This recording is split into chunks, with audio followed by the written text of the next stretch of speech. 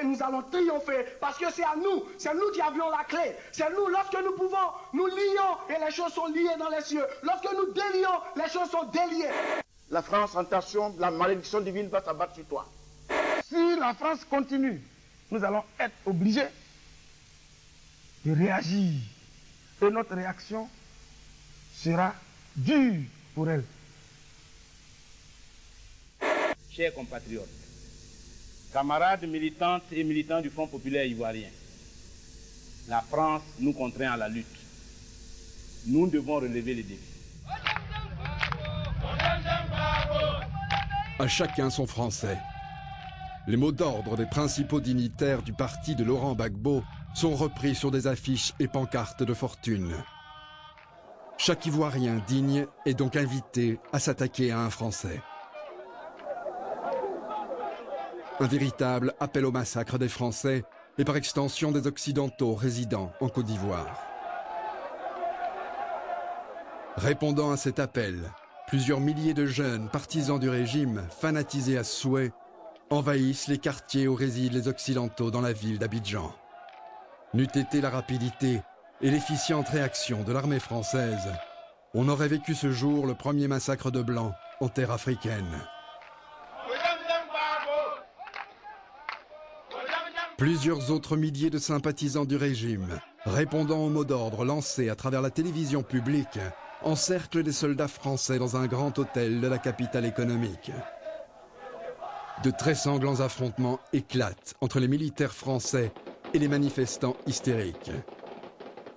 Les autorités ivoiriennes annonceront dans un premier temps la mort d'une dizaine de civils et plusieurs blessés. Les officiels français affirment que si l'armée française n'avait pas ouvert le feu alors que certains manifestants, visiblement des militaires ivoiriens déguisés en civils, commençaient à leur tirer dessus, ce sont des centaines, voire des milliers de civils français et occidentaux rassemblés dans cet hôtel qui auraient été massacrés.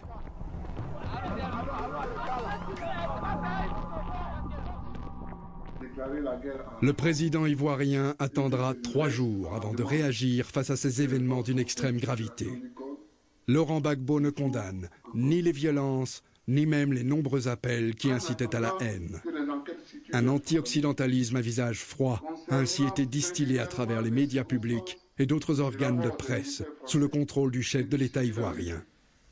J'exprime les regrets de la Côte d'Ivoire pour les débordements observés et je présente ma compassion et mes condoléances aux familles des victimes ivoiriennes, françaises et américaines. Ceux qui connaissent Laurent Gbagbo, enfin ceux qui le connaissent bien, quand il parle, se disent mais qu'est-ce qu'il a derrière? Laurent Gbagbo serait-il un fourbe, comme l'affirme l'ancien président du Sénégal qu'il a bien connu? Quoi qu'il en soit, après les événements de novembre 2004, Paris ne se fait plus d'illusions sur la dérive radicalement anti-française du régime en place en Côte d'Ivoire. Les signaux qu'envoie Laurent Gbagbo sont pourtant contradictoires. Ses émissaires discrètement prennent langue avec des lobbies d'affaires français pour améliorer ses relations avec l'ancienne puissance coloniale, au moment même où la rhétorique anti-française est plus que jamais présente dans le discours du président ivoirien et de ses partisans. À l'époque, il y a des thèses contradictoires en France. Fallait-il éliminer Gbagbo ou pas? Mais Chirac a dit non, et ça je l'atteste. Je vous affirme que Chirac a dit non, il ne faut pas arriver à ces solutions extrémistes. Moi, j'ai jamais eu le sentiment en 3 ans et demi que la République française avait tout fait pour dégager Gbagbo, pour mettre en place quelqu'un d'autre. Ça n'a pas été le sujet. Paris n'a donc jamais pris la décision d'éliminer Laurent Gbagbo. Et pourtant, ce ne sont ni l'occasion ni les moyens qui lui ont fait défaut. Avec quelques 2500 soldats et plus d'une dizaine d'éléments du groupe Action des services de renseignement français en Côte d'Ivoire au plus fort de la crise, la neutralisation de Laurent Gbagbo n'aurait été qu'une simple opération de routine. Tout compte fait, la thèse que le président ivoirien et ses partisans ont toujours véhiculée du complot français pour l'éliminer relèverait donc du simple fantasme, ou plutôt d'une stratégie pour élargir sa base électorale tout en gardant ses partisans mobilisés.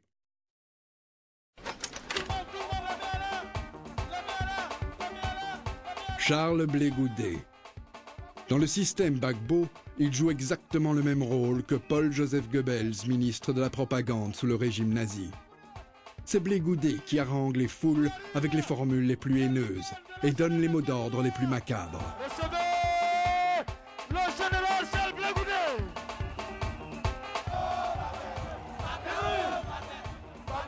C'est sur Charles Blé Goudet que repose la machine propagandiste du régime Gbagbo. Même s'il n'occupe aucune fonction officielle, et dans le but d'asseoir son autorité et renforcer le mythe autour de son pouvoir réel ou supposé, il s'est autoproclamé général. Quand le général parle, on se tait. Quand le général parle, on se... Quand le général parle, on se... Donc, je veux un silence. Merci beaucoup. Applaudissez-les, applaudissez, applaudissez, applaudissez, applaudissez. Ancien leader du syndicat étudiant, Blé Goudet est très populaire auprès d'une importante frange de la jeunesse ivoirienne. Tribun hors pair et démagogue à souhait. C'est souvent par la voix de l'agitateur Blé Goudet que le régime effraie et menace dans le but de s'assurer une pérennité par la terreur. Oui, l'Union africaine s'est réunie. Les gens, oui, on dit quoi à l'Union africaine? On dit quoi à l'Union africaine? L'Union africaine ne dira rien. L'Union africaine ne fera rien. L'ONU va se réunir. Sarkozy dit quoi? Il ne faut pas utiliser l'arme lourde en Côte d'Ivoire. Il faut envoyer un hélicoptère pour attaquer la Côte d'Ivoire comme la Libye. Venez ici, vous allez voir la vérité. Vous allez prendre train en Côte d'Ivoire ici. Vous allez prendre train en Côte d'Ivoire ici. Venons, vous attendez vos hélicoptères. Est-ce que vous êtes prêts? Est-ce que vous êtes prêts? Est-ce que vous êtes prêts? Libérez, libérez. Il avait besoin, pour mieux assurer son pouvoir à l'intérieur, en particulier dans le sud, par rapport à la jeunesse, de développer des sentiments anti-français. Et ces sentiments anti-français qui ont donné, à mon avis, l'assassinat de Jean Hélène. C'est devant témoin qu'un policier abat le journaliste français, avant d'aller tranquillement informer sa hiérarchie de son crime, comme s'il s'était agi d'un acte de bravoure. La haine anti-française, cultivée quotidiennement par les principaux dignitaires du régime, avait banalisé la possibilité pour tout Ivoirien digne de tuer un Français.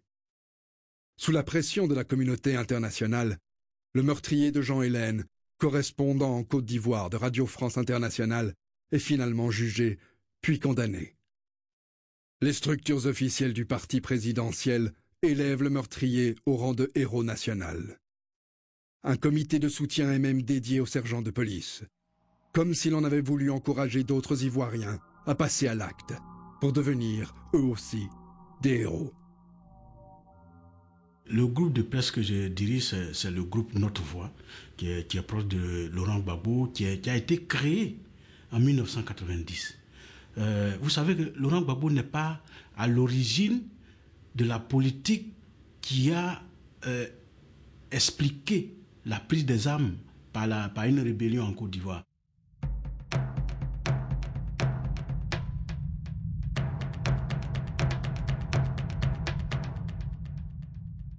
Oui, nous sommes adossés au FPI et nous défendons les positions du FPI. Les titres du groupe de presse du Front populaire ivoirien ont systématiquement ciblé tous les grands médias internationaux. Les nombreuses incitations à la haine contre la presse internationale foisonnent dans les journaux proches de Laurent Gbagbo, comme si tout relevait d'une stratégie savamment orchestrée et singulièrement bien pensée. On use de toutes sortes d'intoxications, comme celle qui voudrait que l'épouse du principal opposant ait offert 15 millions d'euros à certains grands médias. La presse internationale est aussi accusée de faire partie d'un vaste complot contre la Côte d'Ivoire. L'ambiance est devenue très délétère pour une catégorie de la presse. Quelques années plus tard, précisément le 16 avril 2004, un autre journaliste, le franco-canadien Guy-André Kieffer, est assassiné en Côte d'Ivoire. Le travail de Guy André gênait forcément le régime du président Gbagbo, puisqu'il traitait des malversations dans la filière cacao, il traitait des deals armes contre financement, donc ça ne pouvait que gêner.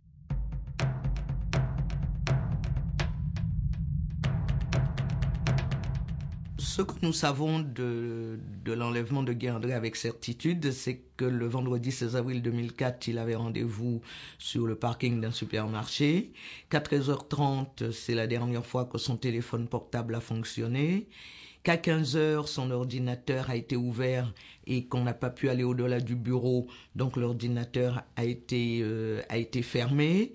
Et qu'à 19h, quelqu'un de fiable l'a vu encadré par 2 hommes de la présidence ivoirienne dans les sous-sols du palais présidentiel. Plusieurs témoins ont été interrogés sur la disparition du journaliste franco-canadien, notamment par la justice française. Et ils mettent tous en cause le couple présidentiel ivoirien, Laurent et Simone. En dehors de décès survenus dans des zones de guerre, aucun autre régime africain depuis 50 ans ne peut présenter un bilan de 2 journalistes étrangers tués en une décennie. L'épouse Gbagbo ironisera cependant dans une interview sur le fait qu'après une fugue, le journaliste se serait plutôt enfui avec une maîtresse. Si l'épouse du président Gbagbo, Simone Olivier Gbagbo, a ironisé sur la disparition de Guy André Kieffer, c'était un manque de tact. Quelques années plus tard, malgré les violences contre les Français, l'assassinat de 2 journalistes français sous le régime de Laurent Gbagbo et la réputation sulfureuse et meurtrière du pouvoir de M. Gbagbo, l'ancien ministre français Jack Lang est filmé en Côte d'Ivoire exécutant des pas de danse dans une boîte de nuit avec Laurent Gbagbo en 2010, avant de participer à un meeting pour le faire réélire à la tête de la Côte d'Ivoire.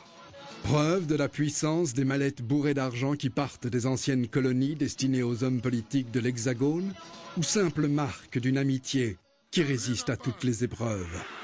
Il y a du vent en face, il y a du vent. Il y a du vent. Nous sommes très heureux de lui apporter notre soutien. Je suis très heureux de le soutenir. Mais moi, je suis, par rapport à Laurent Gbagbo, intraitable, implacable. Justement, je l'ai été depuis 2004 quand j'ai vu de quoi il était capable. Vous aviez dit qu'il était infréquentable, vous étiez premier secrétaire du PS, et pourtant le PS continue à fréquenter son parti, le FPI, le Front Populaire Ivoirien, au sein de l'Internationale Socialiste. Est-ce qu'il faut exclure son parti de cette Internationale Socialiste? D'abord, la position que j'ai prise en 2004 a été suivie par pratiquement tous les socialistes. Certains avaient encore des illusions, je crois que quelques voyages auraient dû être Jean-Marie évités. Le Guen, Jean-Christophe Cambadélis auraient dû être évités. Maintenant, il faut être aussi d'une clarté parfaite, totale, pas de compromission avec ceux qui utilisent la violence, avec ceux qui utilisent une élection qui a eu lieu en 2000, parce qu'il a été élu, Gbagbo, d'ailleurs dans un processus électoral lui-même contesté, et qui se maintient au pouvoir depuis 10 ans, et qui voudrait encore prolonger la durée de l'exercice de sa fonction. C'est terminé. Quant à l'Internationale Socialiste, vous avez parfaitement raison, quand il y a des chefs d'État qui se comportent comme des dictateurs, il n'y a pas d'autre mot, eh bien ils n'ont aucune place dans les réunions socialistes au plan international. Message adressé à la vice-présidente. Dès le départ, on voulait fabriquer un dictateur, un tueur. Des petits marginaux meurent, on dit Gbagbo a tué.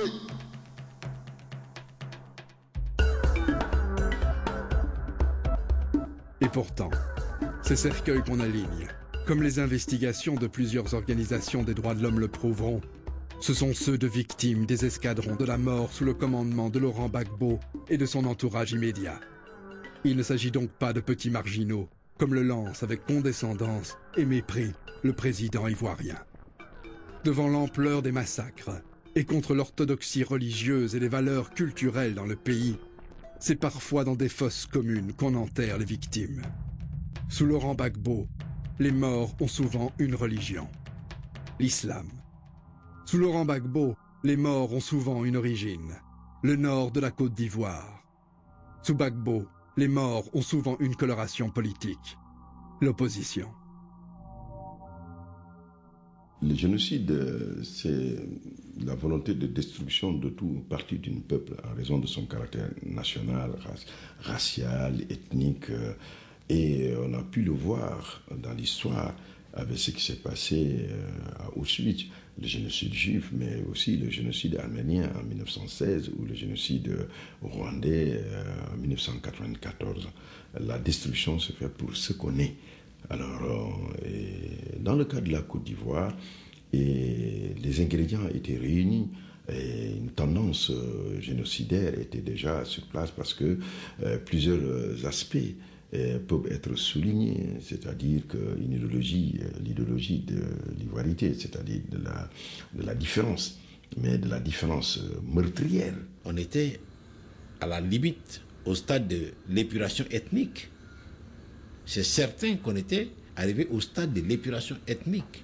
Les musulmans ont été ciblés parce que des mosquées à travers le territoire national, mais surtout dans la partie sud de Côte d'Ivoire, des mosquées ont été délibérément incendiées. Des exemplaires du Saint-Coran ont été profanés. Des imams ont été assassinés, souvent dans les lieux de culte ou dans leurs maisons, et quelquefois avec certains membres de leur famille. Tout homme sensé ne devrait pas tolérer les attaques des lieux de culte. Notre civilisation est basée aussi sur le fait culturel qu'est la religion. On ne devrait pas tolérer les attaques des lieux de culte. Le jour où les hommes sont assez en colère pour attaquer les lieux de culte, c'est que l'humanité va vers la déshumanisation. Certains Ivoiriens se sont-ils donc laissés déshumaniser sous Laurent Gbagbo quand des lieux de culte sont attaqués, exclusivement des mosquées, contre lesquelles les partisans de M. Gbagbo vont s'acharner? Une punition collective infligée aux membres de cette communauté pour leur soutien supposé à l'opposant Alassane Ouattara, lui-même musulman. Les 10 années de Laurent Gbagbo ont clairement été marquées par un basculement de plus en plus important du pays dans la violence, une généralisation de la violence. Et effectivement, je pense qu'on ne saura probablement jamais exactement, disons, le bilan en termes de victimes de cette période. Mais évidemment, dans ce bilan, il faut intégrer, disons, les victimes des exactions commises par les forces de sécurité ivoiriennes à la solde de Laurent Gbagbo, par les différentes milices. C'est notamment à travers les journaux que lui et ses proches ont créé que Laurent Gbagbo et sa formation, le Front populaire ivoirien, endoctrinent méthodiquement une partie des Ivoiriens. La stratégie de propagande consiste d'abord à brandir le chiffon rouge des étrangers envahisseurs, essentiellement des pays voisins, désignés à la vindicte populaire. Ensuite, le pouvoir, dans sa volonté de réduire l'électorat hostile du Nord à sa plus simple expression, assimile une partie des Ivoiriens de cette vaste région de savane aux immigrés burkinabés, maliens, guinéens et autres Nigériens avec lesquels ils partagent bien de langues locales, de patronymes et même la religion musulmane pour une partie. Il s'agit donc de faire de la majorité des Ivoiriens du Nord des apatrides et donc de leur retirer le droit d'être éligibles et de voter. La gauche ivoirienne, de manière imperceptible, cette gauche incarnée par le Front populaire ivoirien s'est progressivement emparée du logiciel de pensée de l'extrême droite, de l'autochtonisme, de l'identitarisme. La haine venait de trouver un allié de taille. Laurent Gbagbo bâtira sa stratégie électorale autour de la disqualification de son principal adversaire politique, Alassane Ouattara, à qui lui et ses propagandistes ont cru trouver des origines burkinabées. Un extraordinaire reniement et une injure à la mémoire politique récente de la Côte d'Ivoire que ses partisans se refuseront de constater. En effet, quelques mois avant son accession au pouvoir, et alors qu'il était en alliance avec Alassane Ouattara dans un front républicain, Laurent Gbagbo déclarait Urbi et Orbi que dénier la nationalité ivoirienne à celui qui avait été le tout premier Premier ministre de la Côte d'Ivoire relevait de l'inconséquence et que ce dernier avait toute la légitimité pour prétendre diriger le pays. Mais là, est passé, hein? La guerre civile n'avait pas encore éclaté. Mais Laurent Gbagbo se comportait déjà en chef de guerre et non comme le président au-dessus de la mêlée et rassembleur que le pays profondément déchiré dont il prend les rênes était en droit d'espérer. Notre priorité, c'est de pleurer nos militants qui sont décédés et de procéder à leur enterrement. Nous avons expliqué au président Laurent Gbagbo que dans l'immédiat, nous sommes préoccupés et je l'ai dit, notre priorité, c'est de pleurer nos morts, c'est d'enterrer donc nos militants qui sont décédés. En lieu et place d'une politique d'apaisement que nombre de chefs d'États africains et d'observateurs internationaux lui conseillent, le discours du nouveau régime se durcit vis-à-vis de ses opposants, notamment contre le nordiste Ouattara. Empêché de se présenter à la présidentielle par le régime militaire de transition dans lequel Laurent Gbagbo et ses lieutenants ont joué un rôle de premier plan, le pouvoir de M. Gbagbo lui refuse la possibilité d'être candidat aux législatives de décembre 2000. Le président ivoirien prononcera une fatwa restée célèbre dans les annales politiques de la Côte d'Ivoire. Tant que moi, Gbagbo, serai président, Ouattara ne sera candidat à aucune élection en Côte d'Ivoire. C'est ainsi que le sentiment d'exclusion et de marginalisation du septentrion ivoirien a été renforcé. Les Ivoiriens à patronyme nordiste deviennent l'objet de tracasseries absolument insupportables. On arrache des pièces d'identité lors des contrôles, on affirme à haute et intelligible voix que les Ivoiriens les plus douteux sont ceux du Nord, alors que, comme le dit une chanson de Tiken Jah Fakoly, pratiquement dans ces années-là, il y a des Kofi au Ghana et au Togo, il y a de la même façon, évidemment, des Kwame dans toute la région. On ne peut pas partir d'un patronyme pour déterminer une appartenance citoyenne. Cette politique d'exclusion active, violente, forcenée, cette politique de méfiance, voilà la forme ultime que va connaître la haine ivoiritaire. Et c'est cette forme ultime, se traduisant par la déchéance de nationalité de milliers d'Ivoiriens, l'exil de nombreux soldats qui sont pourchassés non